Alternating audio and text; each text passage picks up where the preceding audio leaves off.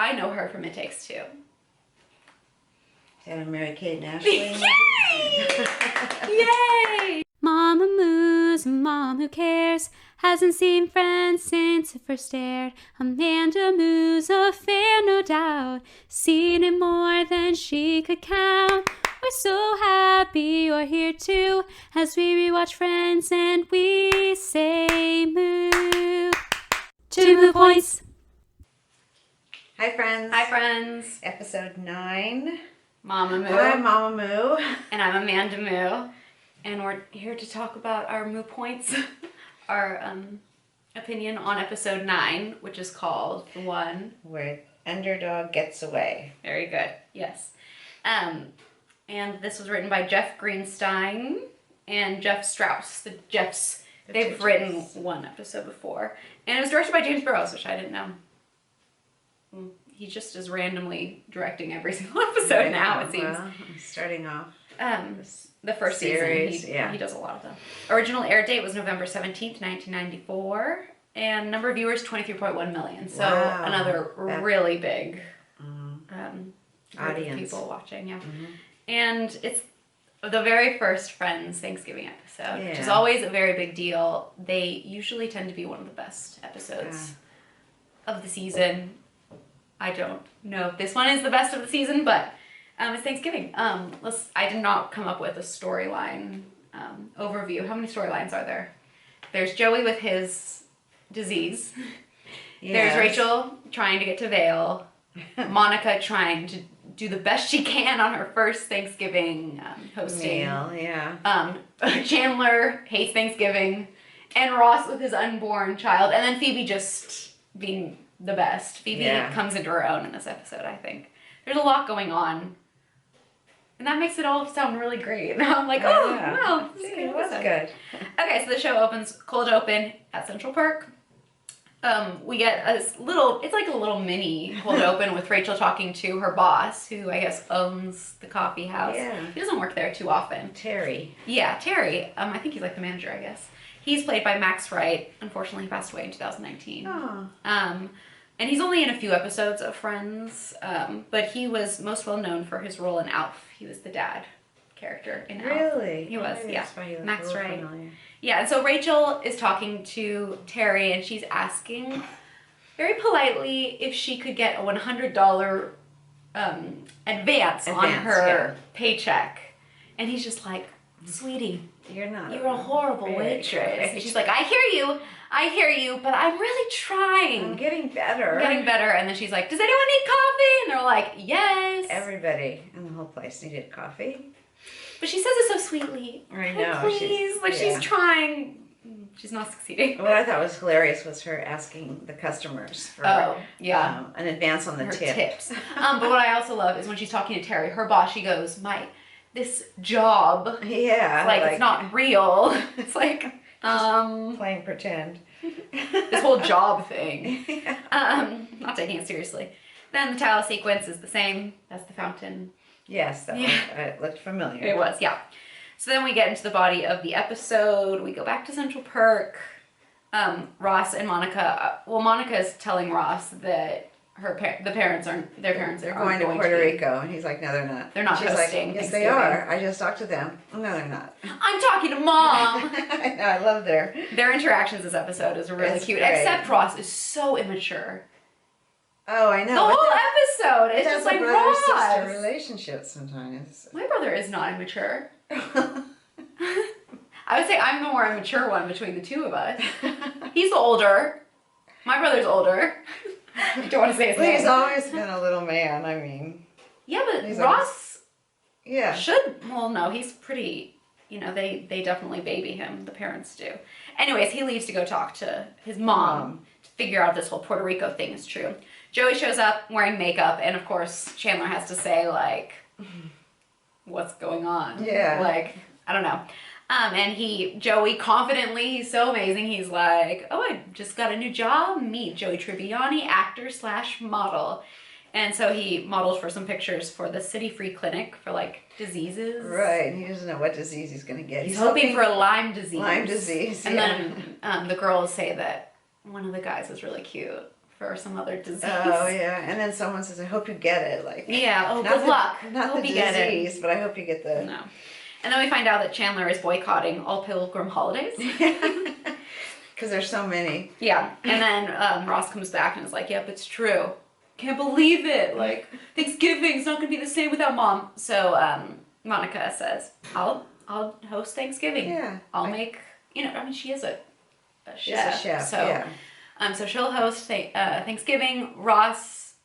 Joey is going to be with his family for Thanksgiving, and Phoebe is going to be spending it with her grandma and her grandmother's boyfriend, but he is lunar. He's on the lunar calendar, so they'll be celebrating in December. Yeah. And then she's like, oh, can I come? Since I'm not doing anything on Thursday. And then Rachel is trying to get to Vale. That's what she wants the advance for. Swoop, swoop, and ski. And Chandler's, I think that's everyone. Yeah. Yeah, so Monica's going to host. And then we go, Ross is going to Carol and Susan's apartment to pick up his skull. Which is just a dinosaur skull. Because she's a teacher, Carol is. Right. And he's just picking it up. So when he gets there, that's hilarious when she says, what does it look like? And he's like, bones with no skin on it. With no skin on it. It's so gross. But he's not talking to his ex-wife. He's talking to Susan. Her what does he call her? Her lesbian partner. Life partner. Life partner. I'm like, he does say it in a sort of sweet way. Life partner. Hey, he's acknowledging their togetherness forever. Yeah, he wasn't sarcastic saying it. No, but he does react to their books selection, which is like, don't make weird comments about people's books. I know. I don't know. I like how Susan kind of puts him in his place. It's interesting because over time, like when I first started watching the show, I found Susan kind of annoying because she was like the bad guy in the situation. She took Carol. Yeah. She took Carol away from Ross. Right. And Ross doesn't like her, so like I don't like her. But now, like, as I've grown older and matured, I'm like, she loves Carol, and, like, she just wants to be taken seriously, and Ross is rude. Anyways, Ross also sees the book Yertle the Turtle, which is a Dr. Seuss book from 1958. And, yeah, I looked it up. And Susan says that she's been reading it to the baby bump. And he's like, does that mean you're weird? Yeah. Baby? Does that mean you're crazy? Yeah. She's like, no, they can hear, don't you think? And then that just spins into him needing to do it in later scenes. What's funny is when he comes back to the apartment, that's the girl's apartment. So I just said in later scenes. It'll turn into something. Then we go to Monica and Rachel's apartment, and I don't really remember what happens in the scene. I just know that Chandler tells finally why he doesn't like Thanksgiving. Right. His Thanksgiving story, which we will see in a later season. We actually see the moment where he has pumpkin pie in his mouth while his parents tell him that they're getting a divorce. And then he throws up. That's basically the story and why he hates Thanksgiving and all pilgrim holidays. Yeah. And then we go to another scene. It's at a subway stop in New York. And Joey recognizes a girl as someone he worked with at like a Macy's or a department store. They both were perfume people who sold. God, that would be the worst job ever. Oh, it's a nice way to meet people. Oh my God, you have to spray perfume. You just have perfume in the air constantly. If you get dizzy, like that would be horrible. So she was an Obsession girl. It was played by Laura Harris. And Obsession is Calvin Klein perfume, while he was the Aramis clone. Aramis. And it was the first prestige men's fragrance to be sold at department stores. Ah, that's good. I've never heard of Aramis. Oh. I should smell it though. But anyways, they kind of flirt with each other. Oh, and he says, you smell so great now. What are you wearing? She goes, nothing. And he just giggles to himself. He's like, and they're having the nicest conversation, a little flirtatious, and then she... No. Then he says, you want to go for coffee or whatever? Oh, yeah. And she's like, yeah. And so they stand up, and then she's like, oh, actually, I forgot. I have to do something. And he says, oh, what? And she says, leave. I hate that line. I know. Leave. It's like, you could just say, yeah, sorry, I just have to go. But what she's reacting to and what he realizes when he turns around is that there's his poster for the clinic, the free city clinic. What disease did he get? Did he get Lyme disease? No, so what it says is, what Mario isn't telling you, him being Mario, VD, you never know who might have it.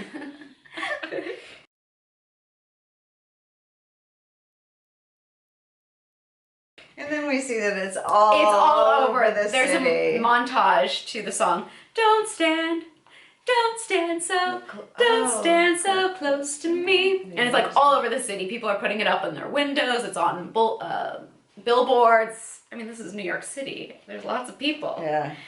Everywhere. And the song is by the Police, which is interesting because Sting his wife will make an appearance, but he is heavily featured in a certain episode. And also, Courtney Cox is related to someone in the band too. Oh, really? There's just random stuff going on with the Police. There's lots of relationships. You know way too much. Yeah.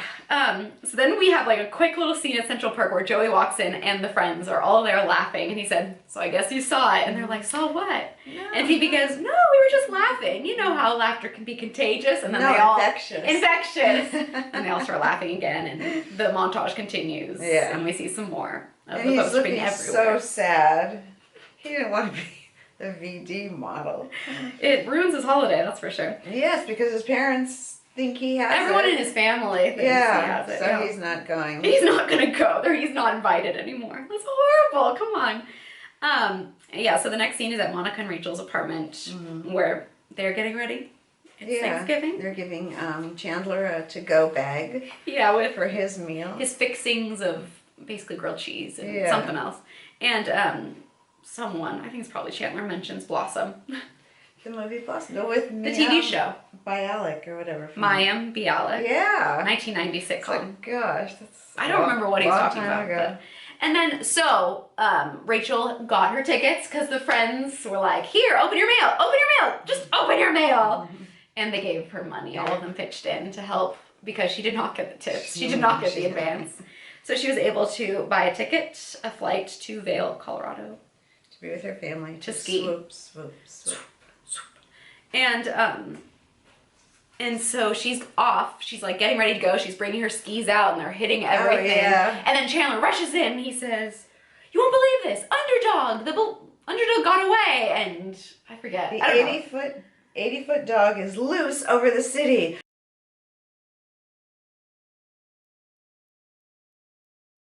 Let's go check it out. And they're like, you'll never see this again. Yeah, once in a lifetime. Yeah, and so they're like, okay, I guess we'll go. I don't know. So they all rush out, and Monica says, got the keys? And Rachel's like, okay, or something like that. Yeah, so they all go. And so they all rush out the door. They close the door. I mean, you can guess what happens, sort of. And then we go to a scene at Carol and Susan's apartment where Carol is now seen, because she is there this time. But it's not the same Carol that we saw in the second episode. It is now the forever Carol, played by Jane Sibbett, who is awesome. And I know her from It Takes Two. And Mary-Kate and Ashley. Yay! Yay! It is a Mary-Kate and Ashley movie, but she's the evil future stepmom. She's amazingly evil. It's so good. But I watched a couple of interviews of her talking about her time with friends, and it was, she talks about it so warmly, and you can tell. And I also saw interviews with her and I didn't mention who plays Susan, Jessica Hecht. They became best friends. It's so obvious the way they talk to each other. It's like they're sisters, and they refer to each other as my wife. Oh yeah, because it's so cute. But she says, okay, let me take a breath. This is the best story. So she got the call to come in and play Carol the day before. She was asked to come in, and the day before that, right when she got home, within an hour of getting home from delivering her son at the hospital, she got the call within an hour. And like, can you come in tomorrow morning to shoot for that one thing you auditioned for before? And they sent over the pilot for her to watch just to see if it was something she wanted to do. So she watched the pilot and she knew immediately, basically. She said that she thought of David, her reaction to David Schwimmer was, oh my goodness, I have to work with this man. He's brilliant. And so she was like, okay. And they said, like, bring in your nanny or your mom or whatever. So do you think her little tummy was actually hers since she just delivered a baby? No, I don't think so. I think They wouldn't have just, no. Well, it does take a while for it to go. I mean, she's supposed to be pregnant in the show, but I don't think that they would just use whatever's there. They're not going to rely on her actual stomach. I know, but if it's there. I know, but how much? It's not that big. She was pretty big in this scene. But she also said that her favorite memory happened within the first week of her shooting, and it was raining in Burbank, and she saw the three girls, Jen, Courtney, Lisa, and they were all splashing in puddles outside. Really? In between the sound stages, laughing and acting like kids. And she just said, like, stories. Yeah. That moment, she's like, this show could be something really special, which I thought was so sweet. Cool. Okay, the next scene, we're in the apartment hallway. So the one between Joey and Chandler's apartment, which we never see this season, and Rachel and Monica's apartment. And they're all standing around, and then Monica's like, why are we all standing here? Yeah. But they also talked about the balloon and how it was cool seeing. Oh, and Phoebe was so upset about them. Why they have to shoot it? And they're like, why are we all standing around? And Rachel's like, we're waiting for you to unlock the door. And she said, I don't have the keys. And Rachel's like, you said you had the keys. I know, and that was, you have the key? Yeah. When she said, have the key, like, it was totally a question. Yeah. I'm siding with Courtney on this, or Monica on this one. She definitely said, have the key? That's a question. But no one has the key, basically. And Chandler and Joey supposedly have a backup, but it's in a drawer of keys. We'll find out. But they're all getting really frustrated because the oven is on. Her food is like, she's getting it's baking. It's Thanksgiving. It's horrible. Planes at the gate. Oh, yeah. That, too. There's lots. There's lots of frustration. Going on. Frustration and a lot of yelling. Yeah. It doesn't get to the crazy yelling. Yeah, not yet. Next scene is Carol at Susan's apartment, and he's there for belly time. Yeah, and it's very awkward. Because he just thinks, this is weird, I can't do this. Until Carol comes in, he's like, Susan comes in. Oh, that's right. I get their names confused, too. Susan comes in, he starts singing. Yeah, that's right. And the baby starts reacting. He sings, hey, hey, we're the monkeys. Except he uses different words, yeah. I think he first starts with starts off, yeah. And it's a 1966 theme song for the TV show, The Monkees. Love the Monkees. Who are actually a band, but it's also a TV show. Yeah, because they started in a TV show. Like the Beatles. Really? The Beatles had a cartoon and the Monkees had But they were a band before. They were established before. Yeah. Yeah. The Beatles were established before, where the Monkees... They were, too. They were before, too? Mm-hmm. Okay. I don't know the history of the Monkees. So he starts singing to the belly, and the baby reacts, so he does change in. It's like, we're going to go to the bagels, and then we'll go to the zoo, and the baby is just like bouncing around in there, reacting, and they're all screaming, so cool. And it's very sweet, all three of them, It's similar to the episode number 2, the one with the sonogram at the end, when they hear the heartbeat, and they all, they join together in their excitement. They should bond, the three of them, over the birth of this baby. And it seems like they are. Mm-hmm. And then we go back to the apartment hallway, and this is where the screaming starts, because Monica is just like, why should I have the keys? Like, why do I have to do everything? Oh, they're all. Why do I have to make 3 or 4 different types of mashed potatoes? And she just starts spewing and freaking out, and then she starts shrieking. And she's like, it's my first Thanksgiving, and Chandler goes, Monica, only dogs can hear you. I know, that was funny. And then they get in. But Courtney Cox this is like my favorite acting from her. I think that this is like her best scene as Monica. And then they rush into the apartment since they unlocked it. The boys finally found the key. And it's smoked. It's like all smoky. Everything's burnt and charred and just ruined. Turkeys take hours, so I mean... I feel bad, yeah. It should have been where everything was fine, but it wasn't. Well, they must have been locked out for at least an hour then, I guess. And must have been at the end of the cooking time. Or... But once they get in, they just continue yelling at each other. Chandler's like, now this feels like Thanksgiving. That's right. Yeah, because Ross does come in and he's like, this doesn't smell like Mom's. That's right. Because he's comparing everything to the way his mom fixed Thanksgiving dinner. Yeah. So, baby. Then there's a time lapse, and everyone looks just pathetic and Well, yeah, Thanksgiving's ruined, kind of. And Phoebe's at the window, and she goes, "Oh, ugly naked guy is getting his turkey out, whatever." And then he goes, oh, "Ugly naked guy's not alone. There's an ugly naked gal," and they all rush to the window. Yeah, that was good. And Joey's like cheering him on. "All right, ugly naked guy." And Monica goes, "Ooh, ugly naked dancing." And then Phoebe says, "It's nice that he has someone." Yeah. And they all look at each other and are like, "Yeah, we have each other." It's basically, that's the happy little ending, because it was nice. Ugly naked guy just wrapped up the whole story, that they're not alone. They were all together, and everyone was there. Where in the beginning they were it sounded lucky like to have most each other. half of them were going to be gone, and for different reasons. And that's what makes Thanksgiving. Not that's the right. food, not the skiing, not the VD. I don't know. Gosh. We get a time lapse, and they are all sitting around the table for their meal. Their Thanksgiving Day Your favorite meal? Yeah, mac grilled and cheese. Did you see the bowl of mac and cheese? There was? Yes. Oh my god. Grilled cheese and mac and cheese? Yes. How have I never noticed that there was mac and cheese? A whole bowl of it. Oh, that sounds great.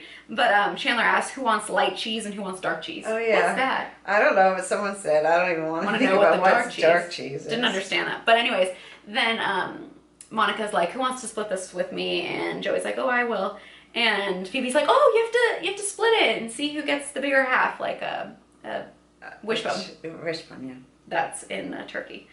And so they split it, and Joey gets it. And Phoebe, of course, asks, "What did you wish for?" Because that's not bad luck. Yeah. And he goes, "The bigger half." Yeah. It's so cute. So cute. That's funny. And then Chandler makes a speech, a toast. He goes, "I know this isn't the kind of Thanksgiving that all of you planned, but for me, this has been really great," you know, which is so sweet. I know. I think because it didn't involve divorce or projectile vomiting. Anyway, I was just thinking, I mean, if you'd gone to Vail, and if you guys had been with your family, if you didn't have syphilis and stuff, we wouldn't be all together, you know? So I guess what I'm trying to say is that I'm very thankful that all of your Thanksgiving sucked. And they're like, "Oh, very sweet."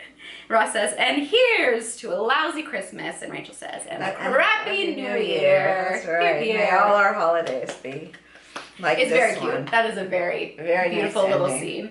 And then we get our tag. We're back in the subway station, and gosh. Joey is hanging out by his poster going, "Arr."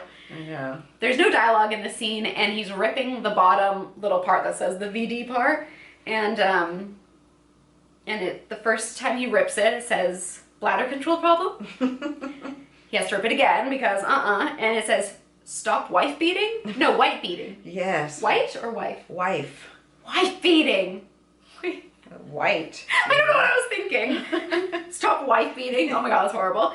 Then he rips it again. Hemorrhoids? He's like, "No. One more. Winner of 3 Tony Awards." Good. He walks away. When I watch that though, I just can imagine that being really fun to do. Like you get to rip the bottom, like of the prop. Perfect. Yeah. I don't know how they made it. Perfect ending, I thought. That's the way the episode ends. Yeah. And that is the first Thanksgiving episode of Friends. Quite a hectic episode. Yeah, it was a little different. I didn't enjoy it, I don't think, as much as the other ones. I still liked it a lot. Yeah, here's our board of grades.